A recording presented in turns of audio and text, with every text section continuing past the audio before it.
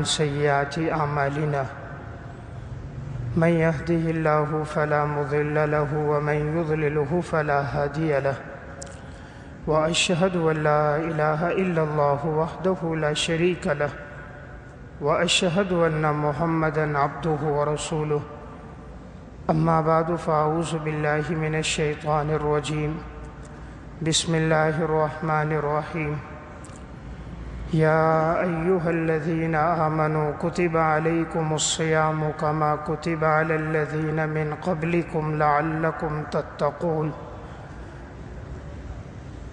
وقال النبي صلى الله عليه وسلم من صام رمضان إيمانا واحتسابا غفر له ما تقدم من ذنبه وقال النبي صلى الله عليه وسلم من لم يدع قول الزور والعمل به فليس لله حاجة أن يدع طعامه وشرابه وقال النبي صلى الله عليه وسلم كل عمل ابن آدم له إلا الصيام فإنه لي وأنا أجزي به وقال النبي صلى الله عليه وسلم لخلوف فم الصائم أطيب عند الله من ريح المسك صدق اللہ العظیم۔ میرے انتہائی واجب الاحترام قابل صد احترام بھائیوں، دوستوں اور بزرگوں، رمضان المبارک کا بابرکت اور باسعادت مہینہ چل رہا ہے۔ یہ وہ مہینہ ہے کہ جس میں اللہ رب العزت نے قرآن کریم کو نازل فرمایا ہے۔ شہر رمضان الذی انزل فیہ القرآن، کہ رمضان وہ بابرکت مہینہ ہے کہ جس میں اللہ تعالیٰ نے اپنی مقدس کتاب قرآن کریم کو نازل فرمایا۔ یہی وہ بابرکت مہینہ ہے کہ جس کا آپ صلی اللہ علیہ وسلم کو بڑا انتظار رہتا تھا، اور جب آپ رجب کا چاند دیکھتے تو دعا فرماتے اللہم بارک لنا فی رجب و شعبان و بلغنا رمضان، یا اللہ رجب کے اور شعبان کے چاند میں برکتیں عطا فرما اور ہمیں رمضان تک پہنچا۔ تو یہ بابرکت مہینہ ہے۔ اس مہینے کی سب سے اہم عبادت تو روزہ رکھنا ہے کہ قرآن کریم نے روزہ رکھنے کو فرض قرار دیا۔ یا ایہا الذین آمنوا کتب علیکم الصیام کما کتب علی الذین من قبلکم لعلکم تتقون، اے ایمان والو تم پہ رمضان کے روزے فرض کر دیے گئے ہیں جیسا کہ تم سے پہلے لوگوں پہ فرض کیے گئے، تاکہ تم لوگ پرہیزگار بن جاؤ، گناہوں سے بچنے والے بن جاؤ۔ اور پھر شریعت نے روزوں کے بڑے فضائل بیان فرمائے۔ نبی اکرم صلی اللہ علیہ وسلم نے ارشاد فرمایا من صام رمضان ایمانا واحتسابا غفر له ما تقدم من ذنبہ، جس نے رمضان المبارک کے روزے رکھے ایمان کی حالت میں اجر و ثواب کو شمار کرتے ہوئے اللہ کی رضا کے لیے، تو اللہ تعالیٰ اس کے گزشتہ گناہوں کو معاف فرما دے گا۔ یعنی رمضان کے روزوں سے انسان کے گزشتہ گناہ معاف ہو جاتے ہیں۔ نبی اکرم صلی اللہ علیہ وسلم نے ارشاد فرمایا کہ اللہ تبارک و تعالی نے جنت میں بہت سے دروازے رکھے، ان دروازوں میں ایک دروازے کا نام ہے باب الریان، اور اس دروازے سے وہی لوگ داخل ہوں گے جو دنیا میں روزہ رکھنے والے تھے۔ ریان کا معنی سیراب کرنے والا، تو اللہ تعالیٰ اس دروازے سے ان ایمان والوں کو داخل کرے گا اور جنت کی نہروں سے اللہ تعالیٰ انہیں سیراب فرمائے گا۔ نبی اکرم صلی اللہ علیہ وسلم نے روزے کی بڑی فضیلت بیان فرمائی۔ اللہ تبارک و تعالیٰ ارشاد فرماتے ہیں کہ ابن آدم کا ہر عمل وہ اس کے لیے ہے سوائے روزے کے، کہ روزہ میرے لیے ہے اور میں ہی اس کا بدلہ دوں گا۔ کل عمل ابن آدم لہ الا الصیام فإنہ لی وأنا اجزی بہ، ابن آدم کا ہر عمل اس کے لیے ہے سوائے روزے کے کہ وہ میرے لیے رکھتا ہے اور میں ہی اس کا بدلہ دوں گا۔ شعب الایمان کی روایت ہے کہ روزہ اور قرآن یہ دو ایسی عبادات ہیں جو اللہ کے سامنے بندے کی سفارش کریں گی۔ روزہ کہے گا کہ اے اللہ، میں نے اس بندے کو کھانے پینے سے، خواہشات سے روکا، تو میری سفارش کو اپنے حق میں قبول فرما۔ اللہ تعالیٰ روزے کی سفارش قبول فرمائیں گے۔ اسی طرح قرآن کریم کہے گا کہ میں نے اس بندے کو راتوں کو سونے سے روکا اور یہ تلاوت کرتا رہا، قیام اللیل کرتا رہا، دن کو قرآن پڑھتا رہا، تو اللہ تعالیٰ قرآن کی سفارش بھی اپنی بارگاہ میں قبول فرمائیں گے۔ معلوم ہوا یہ دو عبادات بڑی اہم ہیں، اس لیے انسان ان دونوں کا اہتمام کرے، اور روزوں کا بھی اور قرآن کریم کی تلاوت کا بھی۔ آپ صلی اللہ علیہ وسلم سے پوچھا گیا، سنن نسائی کی روایت ہے، ای العمل افضل، کون سا عمل سب سے افضل ہے؟ آپ صلی اللہ علیہ وسلم نے فرمایا، روزہ سب سے افضل ہے۔ الصیام فإنہ لا عدل لہ، اس لیے کہ روزے کے برابر کوئی عمل نہیں ہے۔ جب کوئی انسان ایک روزہ رکھتا ہے، حدیث میں آتا ہے اللہ تعالیٰ اس کے اور جہنم کے درمیان اتنی دوری پیدا کر دیتا ہے جس طرح کہ آسمان اور زمین کے درمیان ہے۔ تو روزہ شریعت میں بڑی مطلوب عبادت ہے، اس لیے اس ماہ مبارک میں رمضان کے روزے رکھنے کا خصوصی اہتمام کیا جائے۔ اب روزے کا جو مقصد ہے وہ بھی حاصل کیا جائے۔ روزے کا مقصد قرآن کریم نے بیان فرمایا، یا ایھا الذین آمنوا کتب علیکم الصیام کما کتب علی الذین من قبلکم لعلکم تتقون، ہم نے تم پہ روزہ اس لیے فرض کیا تاکہ تم لوگ پرہیزگار بن جاؤ۔ معلوم ہوا روزے کا مقصد ہے گناہوں سے بچنا، تقوی اختیار کرنا۔ اگر ایک آدمی روزہ رکھتا ہے لیکن گناہوں سے نہیں بچتا، نظر کی حفاظت نہیں، زبان کی حفاظت نہیں، کانوں کی حفاظت نہیں، پھر یہ روزہ اللہ کے ہاں مقبول نہیں ہے۔ حدیث میں آتا ہے، نبی اکرم صلی اللہ علیہ وسلم نے ارشاد فرمایا، من لم يدع قول الزور والعمل به فلیس للہ حاجت ان یدع طعامہ وشرابہ، کہ جو آدمی روزے کی حالت میں جھوٹ بولنے کو اور جھوٹ پر عمل کرنے کو نہیں چھوڑتا، اللہ کو کوئی حاجت نہیں کہ اس نے اپنے کھانے پینے کو چھوڑ دیا ہے۔ یعنی اللہ تعالیٰ کے ہاں روزہ تب مقبول اور پسندیدہ ہے کہ جب انسان اپنے آپ کو روزے کی حالت میں گناہوں سے بچائے۔ اب ایک آدمی عبادت تو کر رہا ہے، روزہ بھی رکھتا ہے، تراویح بھی پڑھتا ہے، قیام اللیل بھی کرتا ہے، قرآن کی تلاوت بھی ہے، لیکن گناہوں سے نہیں بچتا، نظر کی حفاظت نہیں، ادھر تراویح پڑھ کے گھر گیا، 4 گھنٹے 3 گھنٹے موبائل چلاتا رہا، سارا وقت انٹرنیٹ اور فیس بک پہ گزر گیا، یہاں سے نکلا اور بد نظری ہو گئی، کانوں کو گانا سننے میں لگا دیا، زبان کو بے حیائی کی گفتگو میں، بیہودہ گفتگو میں، لایانی گفتگو میں لگا دیا، تو انسان نے جو عبادت سے تقویت حاصل کی ہوتی ہے وہ ضائع ہو جاتی ہے۔ اس لیے روزے کا مقصد گناہ سے اپنے آپ کو بچانا ہے۔ صرف کھانا پینا ترک کرنے کا نام روزہ نہیں ہے، بلکہ روزے کا مقصد اپنے آپ کو گناہوں سے بچانا ہے۔ حضرات سلف میں یہ بات گزری تھی کہ وہ لوگ تقوی کی زندگی گزارتے تھے، ہمیشہ اپنے آپ کو گناہ سے بچاتے تھے، اور ان پر ہر وقت فکر آخرت مسلط ہوتی تھی۔ مصنف ابن ابی شیبہ میں ہے، حضرت ابو بکر صدیق رضی اللہ تعالیٰ عنہ جب کسی پرندے کو درخت پہ چہچہاتے دیکھتے تو صدیق اکبر رضی اللہ تعالیٰ عنہ فرماتے، کاش میں بھی کوئی پرندہ ہوتا، کبھی ایک درخت پہ بیٹھتا، کبھی دوسرے درخت پہ بیٹھتا، کہ پرندے سے کوئی حساب کتاب نہیں، یہ مر گیا تو ختم ہو گیا، نہ عذاب ہے نہ ثواب۔ اور کبھی درخت کو دیکھتے تو فرماتے، کاش میں بھی کوئی درخت ہوتا، کوئی اونٹ آتا، کوئی جانور آتا تو مجھے چر لیتا، کھا لیتا، اور آخرت میں مجھ سے کوئی حساب و کتاب نہ ہوتا۔ یعنی ان لوگوں پر فکر آخرت بہت زیادہ تھی، حالانکہ صدیق اکبر کو 1 2 نہیں 10 مرتبہ لسان نبوت سے جنت کی بشارت ملی تھی۔ حضرت عمر رضی اللہ تعالیٰ عنہ کا واقعہ حلیۃ الاولیاء میں ہے، تو فرماتے تھے، کاش میں ایک دمبا ہوتا جسے اسے گھر والے پالتے پوستے، یہاں تک کہ جب وہ دبلا ہو جاتا، فربا ہو جاتا، پھر مہمان کے اکرام میں اس کو ذبح کر دیتے، کاش میں بشر نہ ہوتا۔ یعنی مقصد تھا آخرت میں جب سوال جواب ہوگا، حساب و کتاب ہوگا، تو میں آخرت کی جواب دہی کیسے دوں گا؟ حضرت عمر رضی اللہ تعالیٰ عنہ جب زخمی ہوئے تھے تو ان کے بیٹے عبداللہ ابن عمر نے حضرت عمر کا سر مبارک اپنی گود میں رکھا، زخمی حالت میں تھے، فرمانے لگے کہ میرا سر زمین پہ رکھ دو۔ فرمایا ابا جان کیوں؟ فرمایا رکھو۔ جب رکھا تو حضرت عمر رضی اللہ تعالیٰ عنہ نے اپنے گال مٹی میں ملے اور اللہ سے دعا کرنے لگے، اے اللہ اگر تو نے عمر کو معاف نہ کیا تو عمر تباہ و برباد ہو جائے گا۔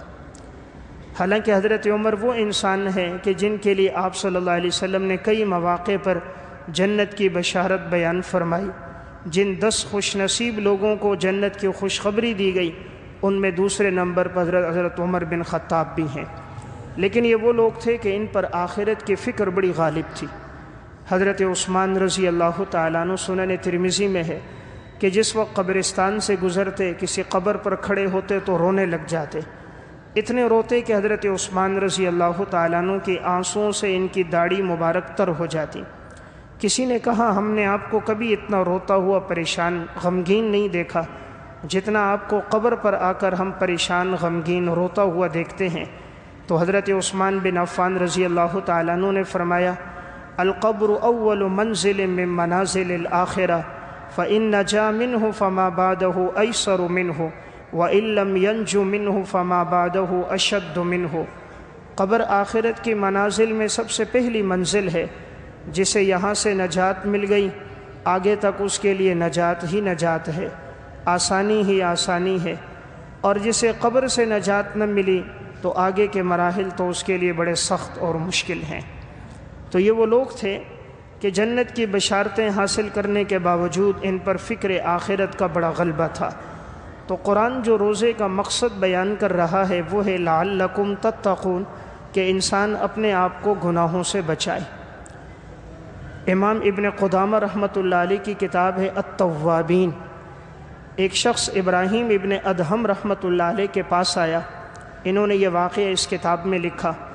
ابراہیم بن ادہم اپنے دور کے بڑے اللہ والے بزرگ اور متقی انسان گزرے۔ یہ نوجوان ان سے کہنے لگا حضرت میری زندگی گناہوں میں فسق و فجور میں گزرتی ہے، آپ کوئی ایسی بات بیان فرما دیں کہ اللہ کی نافرمانی سے باز آ جاؤں۔ حضرت ابراہیم بن ادہم رحمۃ اللہ علیہ نے فرمایا بیٹا جب تمہارے دل میں گناہ کرنے کا ارادہ ہو تو تم اللہ کا رزق نہیں کھانا۔ جب دل میں خیال آئے کہ میں اللہ کی نافرمانی کرتا ہوں اس دن کے بعد اللہ کا رزق نہیں کھانا۔ اس نے کہا حضرت رزق نہ کھاؤں تو زندہ کیسے رہوں گا؟ فرمایا شرم اور حیا نہیں آتی، اللہ کا رزق کھاتے ہو اللہ کی نافرمانی کرتے ہو۔ دیکھیں ایک کتا اگر مالک کا کھاتا ہے ایک روٹی اور ساری رات گھر کے باہر پہرا دیتا ہے، دوسرے تیسرے دن مالک نہیں بھی کھلاتا پھر بھی کتا مالک کو دیکھ کر دم ہلاتا ہے، وہ مارتا ہے پھر بھی یہ سر اس کے قدموں میں رکھ دیتا ہے۔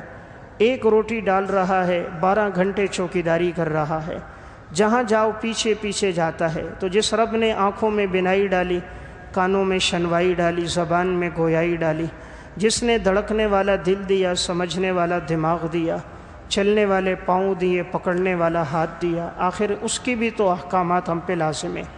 تو پہلی بات ابراہیم بن ادہم نے کہی کہ جب اللہ کی نافرمانی کا ارادہ ہو اللہ کا رزق نہیں کھانا۔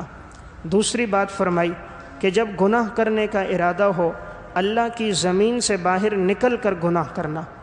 اس نے کہا حضرت اللہ کی زمین سے نکل کے کہاں جاؤں گا؟ جہاں جاؤ اللہ کی زمین ہے۔ فرمایا اللہ کی سرزمین پہ رہ کر اللہ کی نافرمانی کرتے ہو، بڑی شرم والی بات ہے۔ دیکھیں اگر ایک آدمی کسی کے ہاں رہ رہا ہو تو مالک مکان کی نافرمانی کرے، بات نہ مانے، اگلے دن وہ اس کو جواب دے دیتا ہے میرے مکان سے نکلو۔ تو جو انسان اللہ کی دھرتی پہ رہے اللہ کی نافرمانی کرے تو فرمایا گناہ کرنا ہے ایسی جگہ جانا جو اللہ کی زمین نہ ہو۔ تیسری بات فرمائی جب گناہ کرنے کا دل میں ارادہ آئے ایسی جگہ گناہ کرنا جہاں اللہ تمہیں نہ دیکھ رہا ہو، کوئی ایسی جگہ تلاش کرنا جہاں رب تمہیں نہ دیکھتا ہو۔ اس نے کہا حضرت ایسی تو کوئی جگہ نہیں، زمین اور آسمان میں، پہاڑوں میں، فضاؤں میں، دریاؤں میں، زمین کے نیچے، آسمان کے اوپر کوئی جگہ ایسی نہیں جو خالق کائنات سے مخفی ہو۔ فرمایا جب کوئی ایسی جگہ نہیں تو شرم نہیں آتی جو رب تمہیں دیکھ رہا ہے ہر موقع پر تو تم اس سے حیا نہیں کرتے اور اس کے سامنے اس کی نافرمانی کرتے ہو۔ پھر فرمایا چوتھی بات ابراہیم بن ادہم نے کہا جب گناہ کرنے کا ارادہ ہو تو اسرائیل علیہ السلام جب روح قبض کرنے آئے تو اس سے کہہ دینا میں تمہارے ساتھ نہیں جاتا، اپنی روح اس کے حوالے نہ کرنا۔ اس نے کہا حضرت یہ کیسے ہو سکتا ہے، وہ تو روح قبض کرے گا وقت مقرر پر اور 1 سیکنڈ کسی کو تاخیر نہیں دے گا، انتظار نہیں کرائے گا۔ فرمائے جب موت یقینی ہے اور ملک الموت کا مقابلہ بھی نہیں کر سکتے ہو تو پھر کیوں خالق کی نافرمانی کرتے ہو؟ 5ویں بات کہی، جب اللہ کی نافرمانی کا دل میں ارادہ آئے تو جس وقت فرشتے جہنم کی طرف گھسیٹ کے لے کے جانے لگیں تو ان سے اپنا ہاتھ چھڑا دینا کہ میں جہنم میں نہیں جاتا۔ اس نے کہا حضرت ان فرشتوں میں تو اتنی طاقت اور قوت ہے، مجھ جیسا انسان کہاں اپنے آپ کو چھڑا سکتا ہے؟ فرمایا جب نہیں چھڑا سکتا پھر اپنے رب کی نافرمانی کیوں کرتے ہو؟ یہ 5 باتیں اس کے دل پر ایسی لگیں کہ اس نے اس دن سے توبہ کی، پھر ساری زندگی اللہ کی اطاعت اور فرمانبرداری میں گزاری۔ تو روزے کا مقصد یہی ہے کہ انسان اپنے آپ کو اللہ کی نافرمانی سے بچائے۔ اگر صرف وہ کھانا پینا ترک کرتا ہے، گناہ ترک نہیں کرتا، پھر یہ روزہ نہیں۔ روزہ تبھی ہے جب انسان گناہوں سے اپنے آپ کو بچائے۔ آپ صلی اللہ علیہ وسلم نے فرمایا اتق المحارم تکن اعبد الناس، اپنے آپ کو گناہوں سے بچانا تم سب سے بڑے عبادت گزار بن جاؤ گے۔ امام ابن قدامہ رحمۃ اللہ علیہ نے التوابین میں اور علامہ یافعی نے روض الریاحین میں ایک واقعہ لکھا۔ ایک عابد تھا، زندگی عبادت میں گزرتی تھی، لیکن ہر انسان کے ساتھ خواہشات ہے، نفس ہے، شیطان ہے۔ تو ایک دفعہ اس کے دل میں بھی خیال آیا، اس دور کی ایک حسین اور جمیل عورت تھی، حسن و جمال میں اس کا کوئی ثانی نہیں تھا، اور جو بھی معاذ اللہ اس کے پاس جاتا تو 100 دینار وہ اس سے لیتی تھی ایک شب کی۔ اس کے دل میں آیا، اس نے بھی محنت مزدوری کی اور 100 دینار جمع کر دیے، اور جیسے ہی اس کے قریب گیا جانے لگا تو فوراً ہی دل میں یہ خیال آیا اور قرآن کریم کی اس آیت کی طرف توجہ ہوگی، وَلِمَنْ خَافَ مَقَامَ رَبِّهِ جَنَّتان، جو اپنے رب کے سامنے کھڑے ہونے سے ڈرے گا اللہ نے اس کے لیے 2 جنتوں کا وعدہ کیا ہے۔ اور قرآن کی آیت اس کے سامنے تھی، وَأَمَّا مَنْ خَافَ مَقَامَ رَبِّهِ وَنَهَى النَّفْسَ عَنِ الْهَوَىٰ، جو شخص اپنے آپ کو خواہشات سے بچائے گا فَإِنَّ الْجَنَّةَ هِيَ الْمَأْوَىٰ، یقیناً جنت اس کا ٹھکانہ ہوگا۔ بس یہ آیات ذہن میں آئی، اس نے وہی دینار چھوڑے نکلنے لگا۔ اس نے کہا بھئی تو کہاں جا رہا ہے؟ اس نے کہا اللہ کا خوف میرے دل میں گناہ نہیں کر سکتا۔ اس نے کہا تو اپنی مرضی سے آیا تھا، 100 دینار بھی جمع کر کے لایا تھا۔ کہا میں نے لائے تھے، خواہش کا غلبہ تھا، لیکن آج کے بعد گناہ نہیں کروں گا۔ وہ 100 دینار وہیں رکھے وہاں سے چلا گیا۔ اب اس عورت کے دل میں بھی اللہ نے اس کی بڑی محبت ڈال دی۔ اب وہ آگے آگے، یہ اس کے پیچھے پیچھے ہے کہ میں تم سے نکاح کرنا چاہتی ہوں۔ اس نے کہا نہیں، میں اپنے آپ کو گناہ سے بچا کے عبادت میں وقت گزاروں گا۔ پھر یہ گیا ایک صحرا میں عبادت کے لیے، وہ عورت پیچھے آئی، کسی نے بتا دیا وہی حسین اور جمیل عورت تمہارے پیچھے ہے۔ اس نے پیچھے مڑ کر دیکھا، آسمان کی طرف نظر ڈالی، ایک چیخ ماری، وہی انتقال ہو گیا۔ اس عورت نے کہا کہ ایسا حیا والا انسان میں نے زندگی میں نہیں دیکھا کہ مجھ جیسی خوبصورت عورت کہ جس کے پاس لوگ 100 دینار لے کے آتے تھے، میں خود اس کے پاس جا رہی ہوں، نکاح کی خواہش بھی کر رہی ہوں، لیکن اس نے میری طرف دوبارہ نگاہ اٹھا کے نہیں دیکھا۔ اس کے خاندان میں کوئی زندہ ہو میں اس سے نکاح کروں، اس کا بھائی زندہ ہے؟ لوگوں نے کہا ہاں زندہ ہے۔ اس نے اس کے بھائی سے نکاح کیا، وہ بھی نیک صالح تھا۔ اللہ نے اس سے پھر اس کو 7 بیٹے دیے۔ علامہ یافعی لکھتے ہیں وہ 7 کے 7 اپنے دور کے بڑے قراء اور علماء میں سے تھے۔ یعنی جب اس عورت نے تقوی پہ چلی، گناہوں سے اپنے آپ کو بچایا، اللہ تعالیٰ نے جو اولاد عطا فرمائی، پھر وہ بھی اللہ نے نیک صالح متقی عطا فرمائی۔ تو اللہ تعالیٰ تو آنسوؤں کی بڑی لاج رکھتا ہے۔ جب بھی ندامت کے ساتھ آنسو بہہ جائیں، اللہ ماضی کے گناہ معاف کر دیتا ہے۔ امام ابن قدامہ رحمۃ اللہ علیہ نے التوابین میں ایک واقعہ لکھا۔ حضرت بشر حافی رحمۃ اللہ علیہ، ابتدا کی زندگی ان کی فسق و فجور میں گزری تھی۔ ایک دفعہ لہو لعاب کی ایک مجلس میں تھے اور ایک باندی گانا گا رہی تھی، شراب کے نشے میں تھے۔ دروازے پر دستک ہوئی تو باندی دروازہ کھولنے کے لیے گئی تو دیکھا ایک نیک صالح متقی بزرگ کھڑے تھے۔ انہوں نے ایک بات پوچھی، صاحب هذه الدار حر ام عبد، اس گھر کا مالک آزاد ہے یا غلام ہے؟ تو انہوں نے کہا گھر کا مالک آزاد ہے، یعنی بشر حافی غلام نہیں ہے، آزاد ہے۔ تو صلی اللہ علیہ بزرگ نے ایک جملہ کہا، لو کان عبدا لاستعمل ادب العبودیۃ وترک اللہو والطرب، واقعی یہ آزاد ہے، اگر یہ اپنے رب کا غلام ہوتا تو غلامی میں اپنی زندگی گزار دیتا اور لہو لعب کو اور بیہودہ مجالس کو ترک کر دیتا۔ واقعی یہ آزاد ہے جو آزادی میں زندگی گزار رہا ہے۔ یہ جملہ حضرت بشر حافی کے کانوں میں پڑ گیا، اگرچہ نشے کی حالت میں تھے لیکن اس اللہ والے کا یہ جملہ کان میں پڑا، لو کان عبدا، اگر یہ واقعی اللہ کا بندہ ہوتا، لاستعمل ادب العبودیت وترک اللہو، اپنی زندگی کو اللہ کی بندگی میں گزار دیتا، لہو لعب سے اپنے آپ کو بچاتا۔ بشر حافی ایک دم کھڑا ہوا اور اس نے پوچھا یہ کون تھا؟ باندی نے کہا ایک اللہ والا تھا، اس نے یہ جملہ کہا اور چلا گیا۔ کہا کس طرف گیا؟ کہا اس راستے پہ گیا۔ بشر حافی برہنہ پاؤں اس کے پیچھے بھاگتے ہوئے گئے، اس کے قریب پہنچے، کہا آپ نے کیا کہا تھا؟ کہا میں نے یہ کہا تھا لو کان عبدا لاستعمل ادب العبودیہ، اگر یہ خدا کا بندہ ہوتا خدا کی بندگی میں زندگی گزار دیتا۔ یہ واقعی آزاد ہے جو اپنے آپ کو اللہ کے احکامات سے آزاد سمجھتا ہے۔ انہوں نے کہا نہیں، میں اللہ کا بندہ ہوں، اللہ کی بندگی میں وقت گزاروں گا۔ بس اسی وقت آنسوں کے قطرے اس سے بہے، اسی بزرگ کے ہاتھ پر انہوں نے بیعت کی اور توبہ کی۔ تو جس وقت گھر سے نکلے تھے برہنہ پاؤں تھے، تو اس لیے ان کا لقب پڑ گیا بشر حافی، یعنی وہ آدمی جو توبہ کے لیے نکلا تھا تو برہنہ پاؤں تھا۔ پھر ایسی اللہ کی عبادت اور ریاضت میں انہوں نے زندگی گزاری، ایسے تقوی میں زندگی گزاری کہ حافظ ابن کثیر البدایہ والنہایہ میں لکھتے ہیں کہ بشر حافی کا شمار اولیاء اللہ میں ہوتا ہے۔ جس دن ان کا انتقال ہوا تھا، فجر کی نماز کے بعد ان کی نماز جنازہ ہوئی۔ اتنا مجمع تھا کہ جب یہ جنازہ قبرستان لے جا رہے تھے، فجر کے بعد یہ جنازہ نکلا تھا، ازدحام کی وجہ سے مغرب میں پہنچا تھا۔ اس دور کے محدث امام علی المدائنی نے فرمایا تھا ھذا شرف الدنیا قبل شرف الآخرہ، یہ آخرت سے پہلے اللہ نے دنیا میں ان کو عزت عطا فرما دی ہے۔ اللہ تعالیٰ آنسوؤں کی بڑی لاج رکھتا ہے، اور جب انسان اللہ کے خوف سے گناہ کو چھوڑ دیتا ہے، رب العالمین بڑا قدردان ہے، پھر ایسی عزت دیتا ہے کہ اس کی مثال کوئی نہیں ملتی۔ کل تک زندگی لہو لعب میں گزری، آج اللہ کے خوف سے گناہ چھوڑے، اللہ نے ایسی عزت عطا فرما دی کہ ان سے بڑا پھر جنازہ کسی کا نہ ہوا۔ تو میں ایک بات عرض کر رہا تھا، رمضان کے یہ بابرکت ایام میں اللہ تعالیٰ جو ہم سے چاہ رہا ہے، روزے کا مقصد وہ ہے لعلکم تتقون۔ روزہ اس لیے فرض کیا گیا کہ انسان گناہ چھوڑ دے، اللہ کی نافرمانی سے باز آ جائے۔ روزہ ہے لیکن نظر کی حفاظت نہیں، 3 سے 4 گھنٹے موبائل میں گزر رہے ہیں۔ روزہ ہے گانا سن رہا ہے، روزہ ہے زبان پہ لایانی بیہودہ باتیں ہیں، تو پھر اس روزے کا فائدہ نہیں۔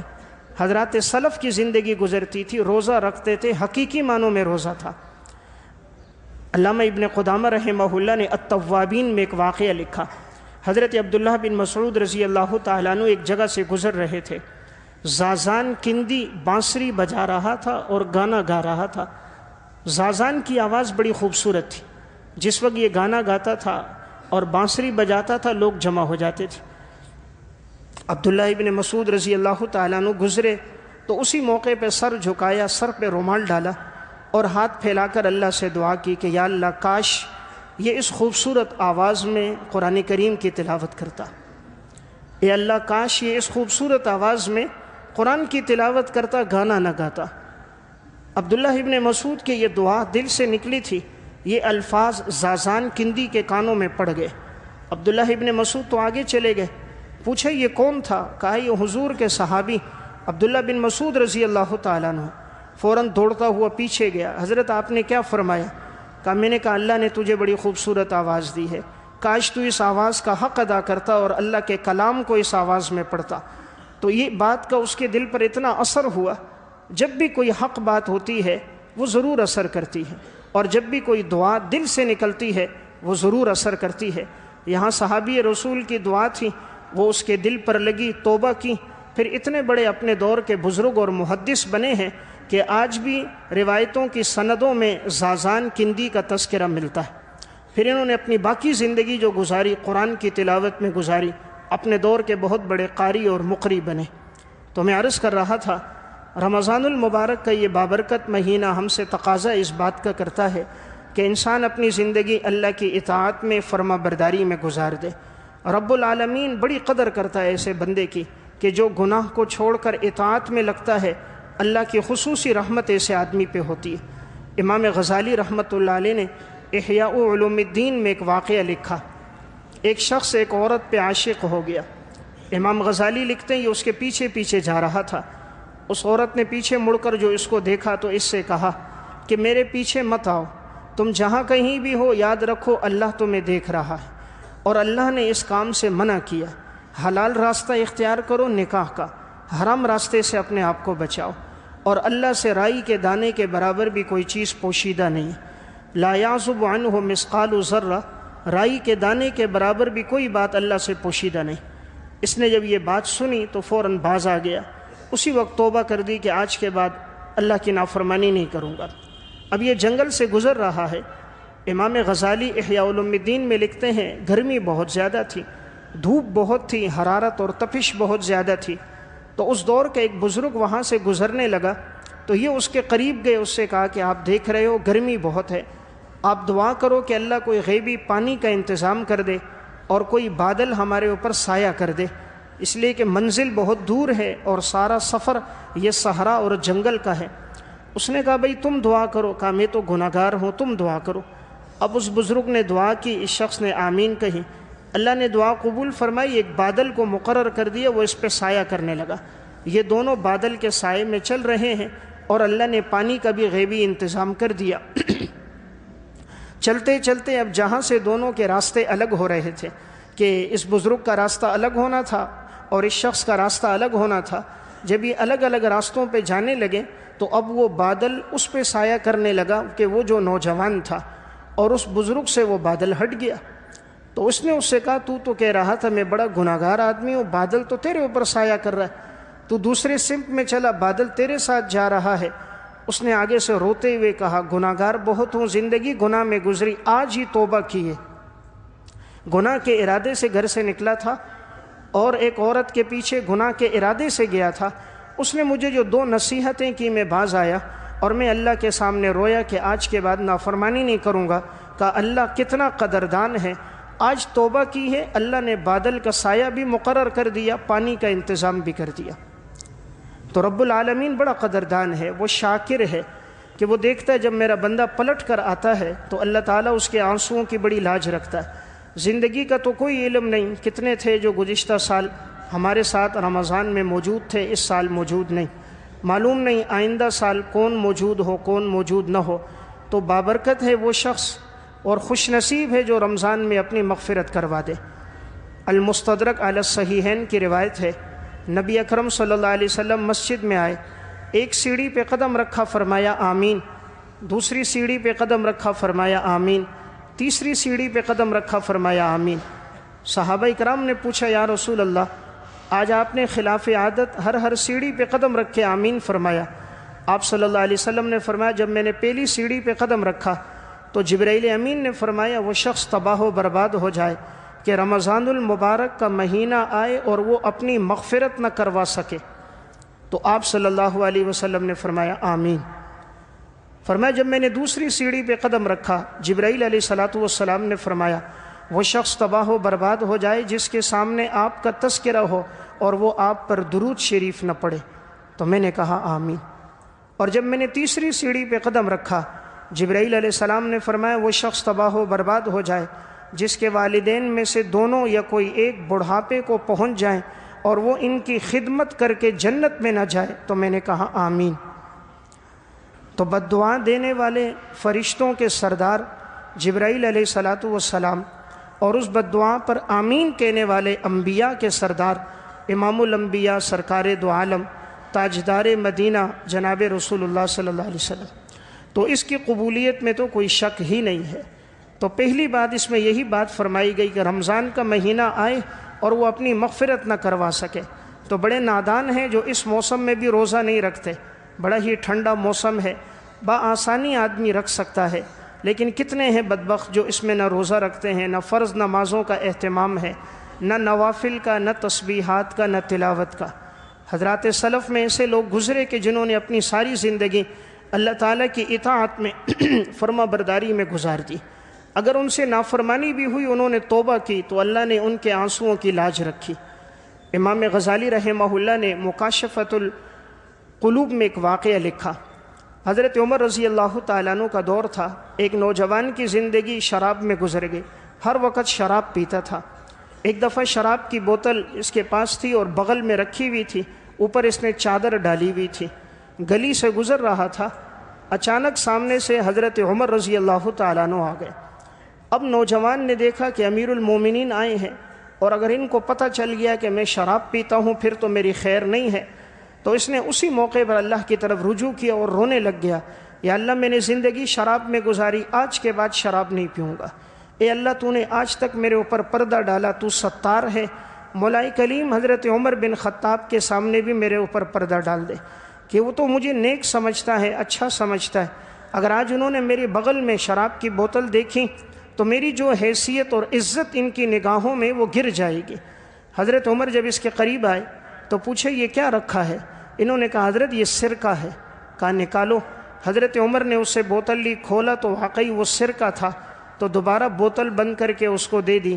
اب یہ شخص حضرت عمر کے سامنے رونے لگا، کہا اللہ کتنا قدردان ہے، ساری زندگی شراب میں گزار دی، آج بھی شراب پینے کے لیے نکلا تھا، شراب کی بوتل اپنی بغل میں رکھی تھی، لیکن ابھی میں نے توبہ کی، یا اللہ تو میری عزت رکھ۔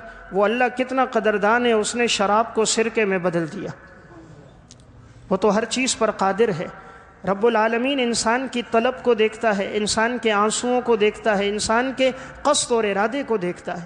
تو میں عرض کر رہا ہوں بابرکت باسعادت مہینہ ہے، کوئی ایسا نہیں انسان جو معصوم ہو، ہر آدمی سے گناہ سرزد ہوتے ہیں۔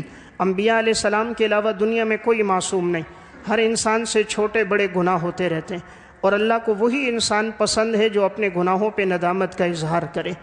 حضرات سلف میں ایسے لوگ گزرے، اپنے آپ کو گناہ سے بچانے کی خاطر کہ ہماری زبان صحیح استعمال ہو، انہوں نے اپنی زندگی کے 40 سال اس طرح گزار دیے کہ قرآن کے علاوہ انہوں نے کوئی بات ہی نہیں کی۔ ہر موقع پر جواب قرآن سے دیا کہ کہیں زبان سے کوئی ایسا جملہ نہ نکل جائے جو اللہ کی نافرمانی کا ذریعہ بن جائے۔ عربی کی ایک کتاب ہے المستطرف فی کل فن مستظرف، اور علامہ نواب صدیق حسن خان کی ابجد العلوم، دونوں میں ایک واقعہ لکھا ہے۔ یہ اس خاتون کا واقعہ ہے کہ جس نے زندگی کے 40 سال اس طرح گزارے تھے کہ میری زبان سے کوئی جملہ اللہ کی نافرمانی کا نہ نکلے، تو اس نے 40 سال تک ہر بات کا جواب وہ قرآن سے دیتی تھی، قرآن کے علاوہ وہ بات نہیں کرتی تھی۔ عبداللہ بن مبارک رحمۃ اللہ علیہ فرماتے ہیں میں ایک دفعہ سفر میں نکلا، ایک جنگل سے میرا گزر ہوا تو میں نے دیکھا کہ ایک خاتون باپردہ ہے اور اپنے اوپر بڑی چادر ڈالی ایک درخت کے نیچے بیٹھی ہوئی ہے۔ عبداللہ ابن مبارک اس کے قریب گئے کہ سمجھ گئے یہ خاتون راستہ بھول گئی ہے، اسی وجہ سے یہ جنگل میں اکیلی بیٹھی ہے۔ عبداللہ بن مبارک نے خاتون کو سلام کیا، السلام علیکم ورحمۃ اللہ۔ خاتون نے وعلیکم السلام نہیں کہا، قرآن کریم کی آیت پڑھی سلام قولا من رب الرحیم، سلامتی ہو اللہ رب العزت کی طرف سے بابرکت قول کے ساتھ۔ عبداللہ بن مبارک نے اس سے پوچھا اماں جی اس جنگل میں اکیلی کیا کر رہی ہو؟ بوڑھی عورت تھی کہ تم صحرا میں اکیلی بیٹھی ہو، تمہارے ساتھ کوئی موجود نہیں، سواری نہیں، اس صحرا میں اکیلی کیا کر رہی ہو؟ خاتون نے قرآن کی آیت پڑھی وَمَن يُضْلِلِ اللَّهُ فَلَا هَادِيَ لَهُ، جو راستے سے بھٹک جائے اس کی کوئی رہنمائی نہیں کر سکتا۔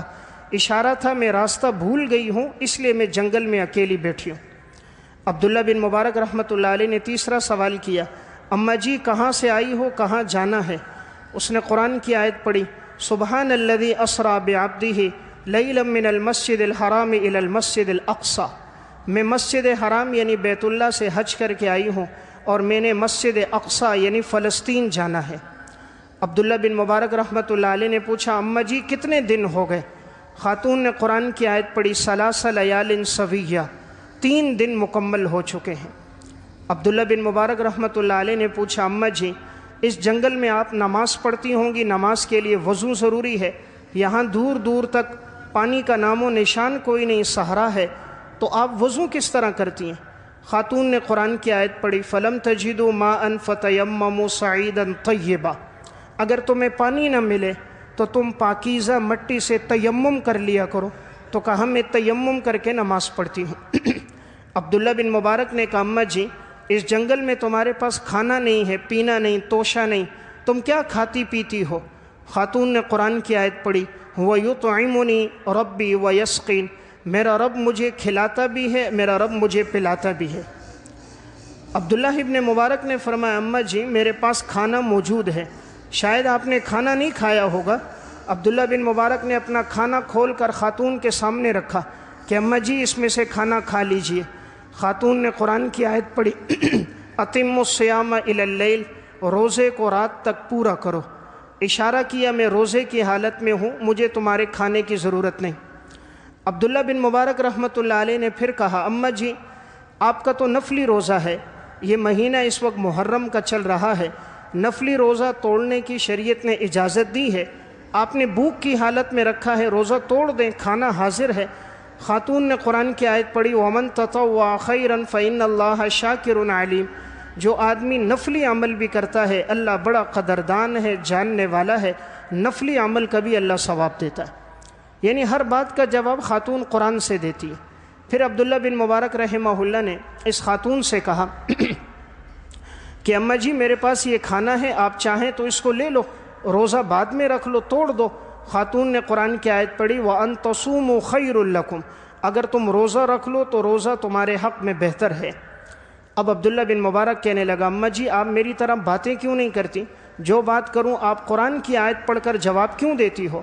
خاتون نے کہا ما یلفظ من قول الا لدیہ رقیب عتید، قرآن کی آیت پڑھی کہ انسان جو بات بھی کہتا ہے اس کے پاس ایک فرشتہ تیار موجود ہے اور انسان کی ہر بات کو محفوظ کر رہا ہے۔ یعنی اشارہ تھا کہ کرامن کاتبین ہر بات کو لکھتے ہیں، اس لیے میں عام گفتگو نہیں کرتی، قرآن کے ساتھ بات کرتی ہوں۔ اب عبداللہ بن مبارک رحمہ اللہ نے اس خاتون سے کہا اگر آپ چاہو میں آپ کو قافلے والوں تک پہنچا کر آ جاؤں۔ اب انہوں نے اپنی سواری نیچے بٹھائی تاکہ خاتون بیٹھ جائے۔ خاتون نے ان کو دیکھ کر قرآن کی آیت پڑھی، قُل لِّلْمُؤْمِنِينَ يَغُضُّوا مِنْ أَبْصَارِهِمْ وَيَحْفَظُوا فُرُوجَهُمْ، ایمان والو اپنی نگاہوں کو جھکا دو اور اپنی شرمگاہ کی حفاظت کرو۔ یعنی اشارہ تھا میں سواری پہ بیٹھوں گی، ہو سکتا ہے سمت مخالف سے ہوا چلے، میرا دامن اوپر اٹھ جائے، میری چادر سرک جائے، کہیں جسم پہ نگاہ نہ پڑے، تو تم اپنی نگاہوں کو جھکا دو۔ عبداللہ بن مبارک نے چہرہ دوسری طرف پھیر دیا، نگاہیں جھکا دی، خاتون سواری پر بیٹھ گئی۔ اب انہوں نے سواری کو کھڑا کیا، خاتون نے سفر کی یہ دعا پڑھی جو قرآن میں موجود ہے، سبحان الذی سخر لنا ھذا وما كنا له مقرنین وانا الی ربنا لمنقلبون۔ اب جب سواری اوپر ہوئی، عبداللہ بن مبارک نے لگام پکڑی، سواری کو لے کے چلنے لگے، تو سواری چونکہ اونٹنی کی تیز رفتار تھی تو سواری ایک دم دوڑتے ہوئے جانے لگی۔ اماں جی بوڑھی تھی تو اوپر سے نیچے گر گئی، جب گر گئی تو اماں جی کو چوٹ لگ گئی۔ عبداللہ بن مبارک سواری کو مارنے لگے، اونٹنی کو۔ خاتون نے قرآن کی آیت پڑھی، وَمَا أَصَابَكُم مِّن مُّصِيبَةٍ فَبِمَا كَسَبَتْ أَيْدِيكُمْ، انسان کو جو مصیبت پہنچتی ہے اس کے اعمال کی وجہ سے پہنچتی ہے۔ یعنی یہ کوئی میری زندگی کا گناہ ہوگا جو مجھے مصیبت پہنچی ہے، اس اونٹنی کا کوئی قصور نہیں، اس کو مت مارو۔ عبداللہ بن مبارک کہتے میں نے کہا اماں جی اب میں اس اونٹنی کے پاؤں باندھ دیتا ہوں تاکہ آپ تسلی سے بیٹھ جاؤ۔ خاتون نے قرآن کی آیت پڑھی، فَفَهَّمْنَاهَا سُلَيْمَانَ، اللہ نے سلیمان کو بڑی سمجھ عطا کی ہے، یعنی تم نے بڑی سمجھ کی بات کی۔ فرماتے میں نے پاؤں باندھے اور یہ خاتون تسلی سے اس سواری کے اوپر بیٹھ گئی۔ اب عبداللہ بن مبارک کہتے ہیں میں نے نکیل پکڑی اور میں تیزی سے آگے جا رہا ہوں، تیز تیز چلتا ہوا جا رہا ہوں۔ خاتون نے قرآن کی آیت پڑھی، وَاقْصِدْ فِي مَشْيِكَ وَاغْضُضْ مِنْ صَوْتِكَ، اپنی رفتار میں اعتدال لے کر آؤ، اپنی آواز کو پست کرو۔ یعنی تیزی سے کیوں جا رہے ہو، اعتدال سے چلو، آواز کیوں تیز کر رہے ہو، پست آواز رکھو۔ اب عبداللہ بن مبارک کہتے ہیں میں نے پست آواز رکھی ہے اور سواری کی نکیل پکڑے ہوئے میں چلتا ہوا جا رہا ہوں، لیکن ساتھ ساتھ اشعار پڑھ رہا ہوں۔ عرب کے لوگ فی البدی شاعر تھے، ان کو اپنے قصیدے یاد ہوتے تھے، تو یہ اشعار پڑھتے ہوئے جا رہے تھے۔ خاتون نے قرآن کی آیت پڑھی، فَقْرَؤُوا مَا تَيَسَّرَ مِنَ الْقُرْآنِ، اللہ کے بندے پڑھنا ہے تو قرآن پڑھ، اشعار کیوں پڑھتا ہے؟ عبداللہ بن مبارک کہتے ہیں اب میں قرآن بھی پڑھ رہا ہوں، نکیل پکڑ کے چل بھی جا رہا ہوں تاکہ خاتون کو قافلے تک پہنچاؤں۔ چلتے چلتے راستے میں مجھے کافی مسافت کے بعد ایک قافلہ نظر آیا، تو میں نے خاتون سے کہا یہ قافلہ ہے، تو اس میں کون ہے؟ آپ کا بیٹا ہے، بھائی ہے، والد ہے، کون ہے؟ خاتون نے قرآن کی آیت پڑھی، المال والبنون زینت الحیات الدنیا، مال اور اولاد دنیا کی زینت ہیں، یعنی اشارہ کیا قافلے میں میرے بیٹے موجود ہیں۔ عبداللہ بن مبارک کہتے ہیں میں نے پوچھا اماں جی یہ تو بہت بڑا قافلہ ہے، تو میں کیسے تلاش کروں گا کہ آپ کا بیٹا کون ہے؟ تو خاتون نے قرآن کی 3 آیتیں پڑھی، وَاتَّخَذَ اللَّهُ إِبْرَاهِيمَ خَلِيلًا وَكَلَّمَ اللَّهُ مُوسَىٰ تَكْلِيمًا وَاذْكُرْ فِي الْكِتَابِ إِسْمَاعِیل، اشارہ کیا میرے ایک بیٹے کا نام ابراہیم ہے، میرے ایک بیٹے کا نام موسیٰ ہے، اور میرے ایک بیٹے کا نام اسماعیل ہے۔ اب عبداللہ بن مبارک کہتے ہیں میں نے کہا اماں جی ہو سکتا ہے ابراہیم نام کے 2 آدمی ہوں، اسماعیل نام کے 2 ہوں، کیسے پتہ چلے گا آپ کا بیٹا ابراہیم اسماعیل کون ہے؟ خاتون نے قرآن کی آیت پڑھی، وَعَلَامَاتٍ وَبِالنَّجْمِ هُمْ يَهْتَدُونَ، میرے بیٹے وہ ہیں جن کے ذریعے اللہ لوگوں کو ہدایت دیتا ہے، یعنی وہ کوئی عام لوگ نہیں، مقتدیٰ ہیں، پیشوا ہیں، سربراہ ہیں، علماء ہیں، عام لوگ نہیں ہیں۔ اب یہ کہتے ہیں میں گیا اور میں نے قافلے میں آواز دی کہ ابراہیم، اسماعیل، موسیٰ کون ہے؟ تو 3 نوجوان دوڑتے ہوئے آئے۔ عبداللہ بن مبارک سے پوچھا بھئی کیا ہوا؟ کہا مجھے یہ خاتون راستے میں ملی ہے تو میں نے کہا اس کو قافلے تک پہنچا دوں۔ ان تینوں نے کہا چچا جان یہ تو ہماری والدہ ہے جو راستے میں ہم سے بچھڑ گئی تھی، تو ہم کافی تلاش کرتے رہے، ہمیں نہیں ملی۔ تینوں بیٹے دوڑتے ہوئے ماں کے پاس پہنچے، جیسے ہی پہنچے سلام کیا، ماں نے پھر آیت پڑھی سلام قولا من رب الرحیم، اور ماں نے ان تینوں بیٹوں کو مخاطب کر کے کہا فَبْعَثُوا أَحَدَكُمْ بِوَرِقِكُمْ هَذِهِ إِلَى الْمَدِينَةِ فَلْيَنظُرْ أَيُّهَا أَزْكَىٰ طَعَامًا، پیارے بیٹوں دوڑتے ہوئے جاؤ بازار اور عمدہ قسم کا کھانا لے کر آؤ اس مہمان کے لیے۔ تینوں بیٹے دوڑ کر گئے، قریب میں جہاں کوئی بازار نظر آیا وہاں سے بہترین قسم کا کھانا لایا اور عبداللہ بن مبارک کے سامنے رکھا ہے۔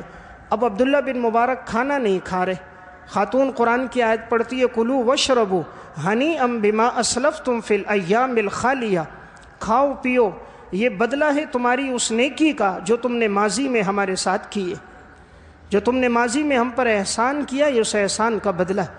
عبداللہ بن مبارک نے ان تینوں نوجوانوں کو دیکھ کر کہا میں اس وقت تک نہیں کھاؤں گا جب تک مجھے یہ بات نہ بتا دو کہ اتنا سفر ساتھ گزرا ہے، میں صبح سے لے کر اس خاتون کو نکلا ہوں تلاش میں تاکہ تم تک پہنچاؤں، لیکن یہ ہر بات کے جواب میں قرآن کی آیت پڑھتی ہے، کوئی سوال کرو جواب قرآن سے دیتی ہے، یہ ہماری طرح گفتگو کیوں نہیں کرتی؟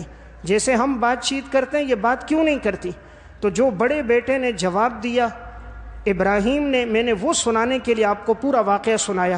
بڑے بیٹے ابراہیم نے کہا منذ 40 سنة لم تتکلم الا بالقرآن، 40 سال ہو گئے ہماری ماں نے قرآن کے علاوہ کوئی بات نہیں کی۔ منذ 40 سنة لم تتکلم الا بالقرآن، 40 سال ہو گئے ہماری ماں نے قرآن کے علاوہ کوئی بات نہیں، یعنی ہر بات کا جواب قرآن سے۔ تو کتنے تقوی میں یہ زندگی گزاری۔ اس موقع پر عبداللہ بن مبارک نے کہا ذالک فضل اللہ، یہ اللہ کا فضل ہے، اللہ جسے چاہے اپنا فضل عطا فرما دے۔ کہ اللہ نے اس خاتون پہ کتنا فضل کیا ہے، کہ کتنی عالمہ ہے، قرآن پہ کیسی مہارت اور قدرت، زندگی میں کیسا تقوی، کہ کوئی جملہ اللہ کی نافرمانی کا میری زبان سے نہ نکل جائے۔ 40 سال ہو گئے قرآن کے علاوہ بات ہی کوئی نہیں کی۔